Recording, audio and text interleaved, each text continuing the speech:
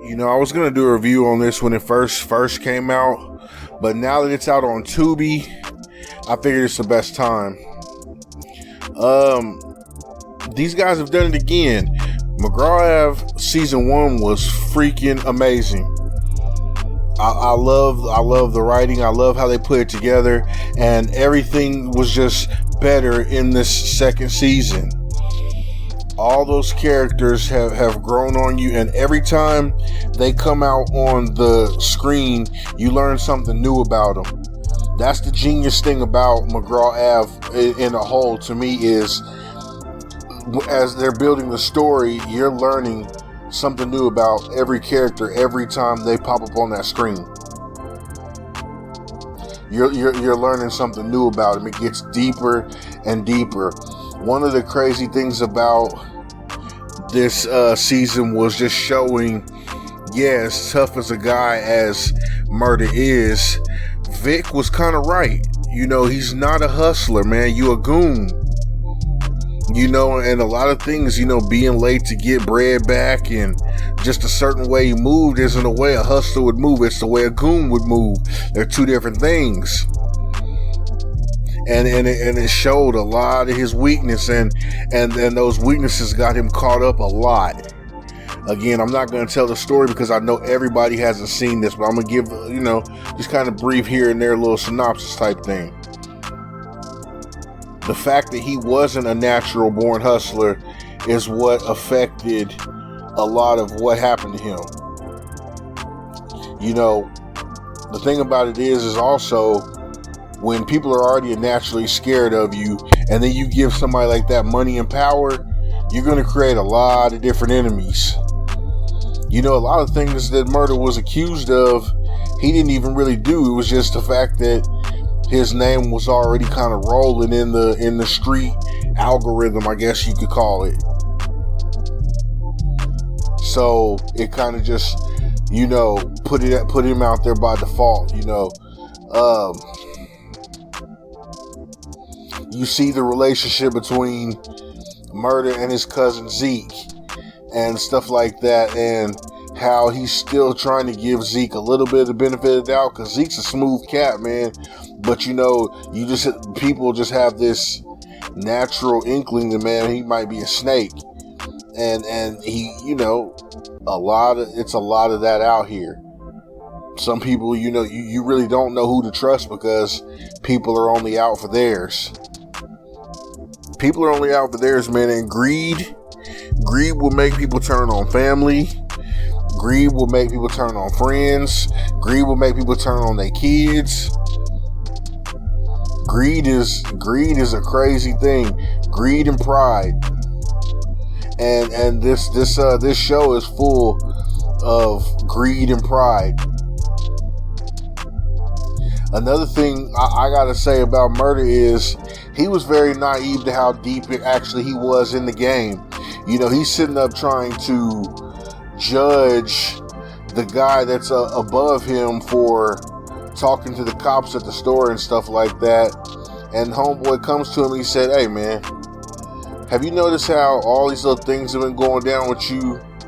You just so happen to,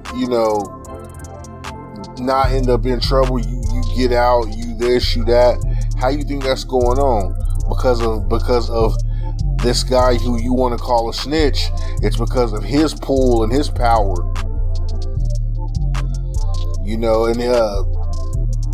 It's almost like people that's trying to make Murder feel bad for having a code of ethics. You know what I'm saying? Because it's like, look, man, they, even his homeboy was saying in the first season, hey man, some of these guys out here gonna be suckers, but if they got the bag, we got to be about the bag as hustlers. But again, the fact that it always goes back to Murder is not a goon. Murder is not a hustler. He's a goon. So he wants to carry things out like a goon carries things out. And that can be a cool thing sometimes, I guess, but in a world of gangsters and things, man, you might have to move with a little bit more finesse. Even Zeke seemed, when he was beefing with Murder, he was like, Excuse that behind me. There's a train track out there, yada, and I'm keeping my window open because it's feeling good.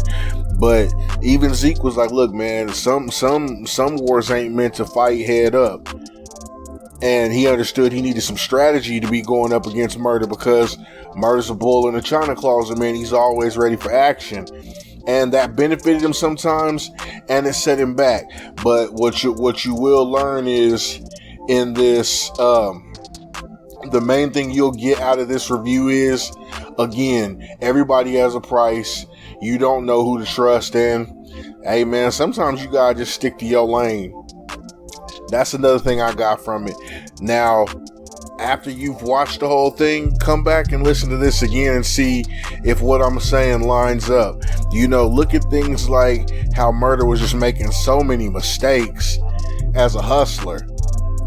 Notice those things. Notice how slick Zeke was with how he was slithering around and doing crazy little fuck shit, but also trying to stay and play like he's cool with the family. Notice how Murder and his homeboy are starting to get a little friction, because his homeboy's a sucker for love, and he's not on his toes. This is a lot of this season is about people not staking on their toes. These dudes, now they starting to eat, they getting sloppy. When they was hungry and they was just on some gorilla going after and snatching cats, they was hungry and they had more discipline about them. But as they getting fatter and stuff like that out in the streets, they getting sloppy. And so it catches up to them in a lot of ways. You're going to have to watch it and see exactly how. That's my synopsis. Y'all go check it out. Shout out to Murder Pain and all those guys who are involved in making this movie. I only know about Murder Pain because I like his music and stuff already, but shout out to everybody involved in that process. This movie was awesome. This show was awesome. I cannot wait for season 3.